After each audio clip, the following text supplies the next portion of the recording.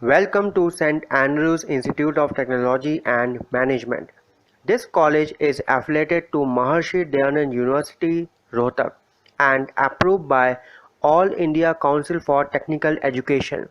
This video lecture is a part of series developed for online classes.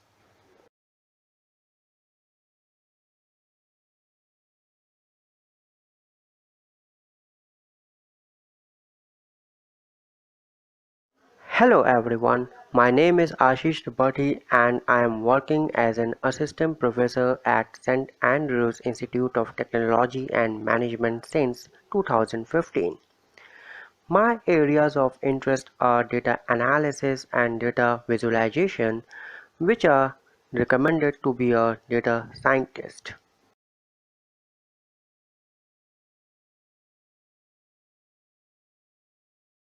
Logical Organization of Computer. It is a course in Maharshi Dayanand University for the BCA second semester. This course comprises of the flip-flops, registers, counters and memory circuits. So let's study about this course from the Unit 1. This is a video lecture for Unit 3 of LOC. In this video lecture we will learn about cache memory, flash memory, virtual memory and auxiliary memory in the computer.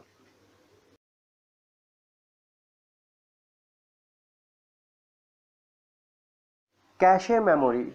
Cache memory is the fastest primary memory and also expensive than the RAM. It acts as a buffer between the CPU and the main memory. It is used to hold those parts of data and the program which are most frequently used by the CPU. The parts of data and the programs are transferred from disk to cache memory by the operating system, from where CPU can access them. There are two types of cache memory: primary cache and the secondary cache.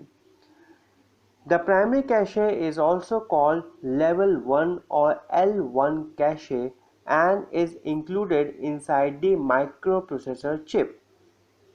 Secondary cache is also called level 2 or L2 cache and is placed on the motherboard. Microprocessor also contain L2 cache in the plastic modules as backside cache.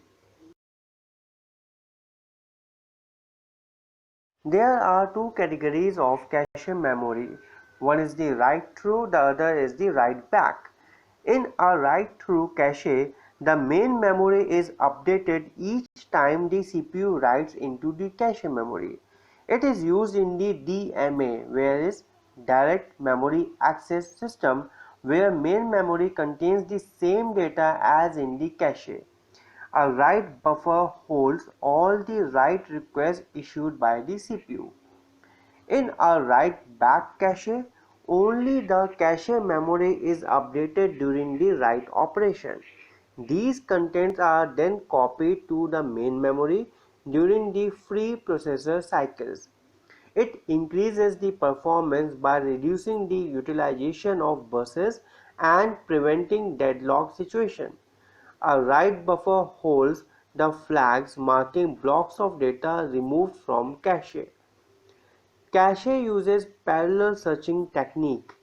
It first compares the address and if it is found then it is called a hit. Otherwise contents are read from the main memory and it is called miss. If we want to calculate the hit ratio, it is total number of hits divided by number of hits plus number of miss. Remember, the nearer a cache is placed to the processor, the more it improves the performance. Hence, you can see that in a write-through cache, both the cache memory and the main memory, that is the RAM, is updated each time a read and write operation occurs in the CPU. For example, if we are transferring the contents using the DMA, then the contents are transferred to the cache memory and at the same time they are also transferred to the main memory. So it reduces the performance because at the same clock cycle you have to perform the two operations. Whereas in the write back cache, all the write operations are performed on the cache memory at the time of operation, and after that if there are some free cycles, or you can say when the CPU is idle, then from this cache memory the contents are transferred to the main memory. So it increases the performance by reducing the utilization of buses and the deadlock situations. Advantages of cache memory are as follows. Cache memory is faster than the main memory. It consumes less access time as compared to the main memory. It stores the program that can be executed within a short period of time. Cache memory stores data for temporary use only. Some of the disadvantages are that cache memory has limited capacity, only 512 KB of storage can be there, and cache memory is expensive than the read or RAM. Flash memory. Flash memory is an electronic non-volatile computer storage medium that can be electrically erased and reprogrammed. It was introduced by Toshiba in 1984, and flash memory was developed from EEPROM. There are two main types of flash memory which are named after the use of the logic gate, that is NAND and the NOR gates. Whereas the EPROMs had to be completely erased before being rewritten, NAND type flash memory may be written and read in blocks, that is the pages. NOR type flash allow a single machine word or a byte to be written to an erased location or read independently. So you can see that when we are using the EPROMs, then we have to erase the entire chip memory by exposing it to ultraviolet light. But in this case, the flash memory, NAND type of flash memory, can be written or erased in the type of blocks, that is the pages wise, whereas in NOR type flash can be erased by word. So NOR is a better option. The NAND type is primarily used in the memory cards, USB flash drives, pen drives, SSD devices, that is solid state devices, and for general storage and transfer of data. One significant disadvantage of the flash memory is the finite number of read-write cycles in a specific block.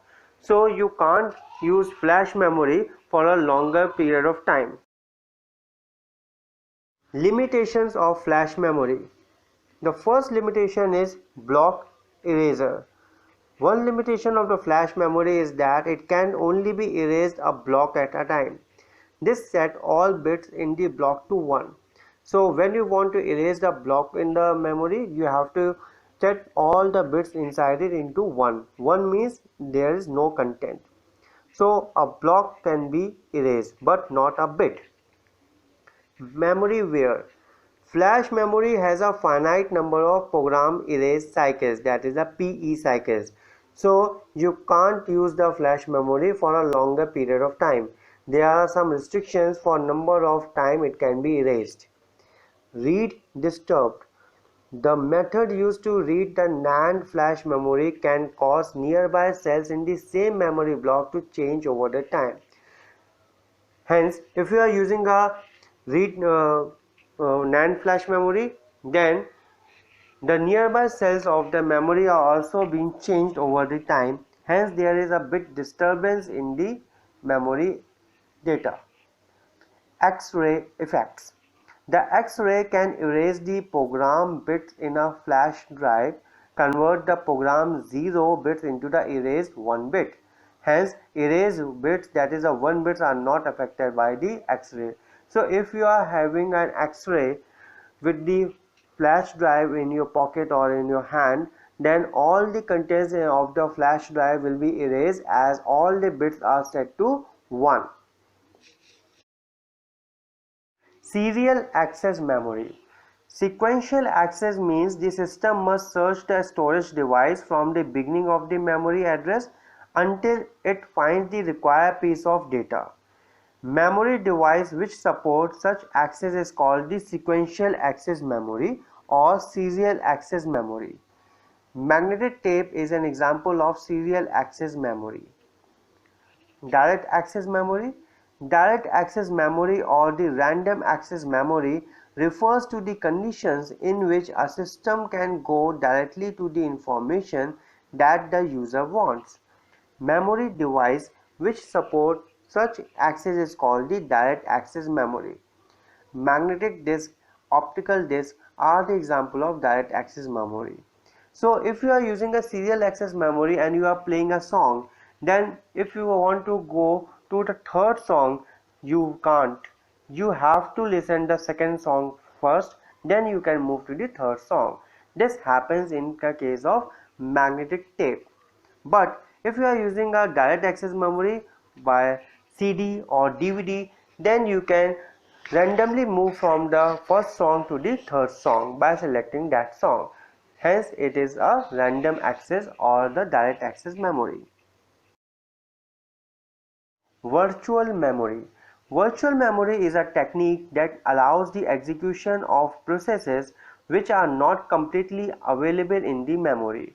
The main visible advantage of this scheme is that the program can be larger than the physical memory, and virtual memory is the separation of user logical memory from the physical memory. This separation allows an extremely large virtual memory to be provided for programmers when only a smaller physical memory is available. Hence, you can use a virtual memory to play a game which requires more than your RAM. Suppose you have a 1 GB RAM and your program or the project requires 4 or more than 4 GB of RAM. Then what you can do? You can very well convert your hard disk, that is a physical memory, into a virtual memory, and this virtual memory can be served as the RAM. Since it allows the execution of the processes which are more than the RAM in the computer. Following are the situations when the entire program is not required to be loaded fully in the main memory. The first is user-written error handling routines are used only when an error occurred in the data or the computation. That means if you are doing a programming and you have an error routine handler, then you can use only that handler when an error occurs, not in the normal execution. Hence, that part can be saved side into the virtual memory. Second, certain options and features of a program may be used rarely. So if you are using a program and there are few features which you use very rarely, likewise spell checking etc. in the MS Word, then those checkers or those extra programs can be kept in the virtual memory. Many tables are assigned a fixed amount of address space even though only a small amount of table is actually used. The ability to execute a program that is only partially in the memory would counter many benefits. So you have to keep only that part of the program in the main memory which is being directly used by you, because keeping the extra part may reduce the performance of the RAM. Less number of input-output would be needed to load or swap each user program into the memory, and a program would no longer be constrained by the amount of physical memory that is available.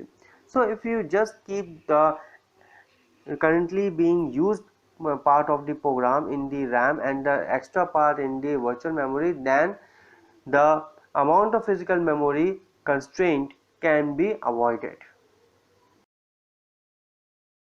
Auxiliary memory. Auxiliary memory is a much larger in size than the main memory but is slower than the main memory. It normally stores system programs, instructions, and the data files. It is also known as the secondary memory. It can also be used as an overflow or a virtual memory in case the main memory capacity has been exceeded. Secondary memories cannot be accessed directly by the processor. So your CPU cannot directly access the secondary memory. First, the data or information of the auxiliary memory is transferred to the main memory, and then that information can be accessed by the CPU. Some of the characteristics of the auxiliary memory are that it is a non-volatile memory, that is, data is not lost when the power is cut off. Second, it is reusable. That means the data stays in a secondary storage on a permanent basis until it is not overwritten or deleted by the user itself. So it is reusable. It is reliable. That is, data in the secondary storage is safe because of the high physical stability of the secondary storage device. So there is a long life of the data in the secondary memory. Convenience. With the help of computer software, authorized people can locate and access the data quickly. So there are some software available so that you can restrict the access of the data inside the secondary memory by some users. Capacity. Secondary memory can store large volumes of data in the set of multiple disks. So you can attach more and more number of the disks to increase the size of the data storage. Cost.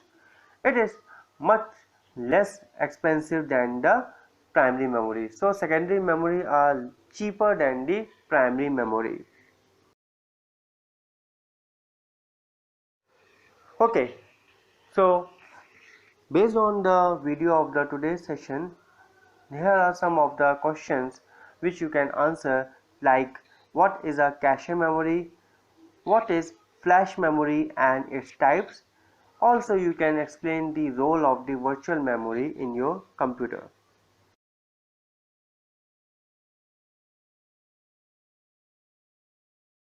Thanks for watching this video lecture. Hope you have learned about the cache memory, flash memory, the types of the cache and the flash memory, and also the auxiliary and the flash memory types.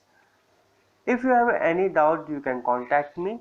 Till then, goodbye and take care.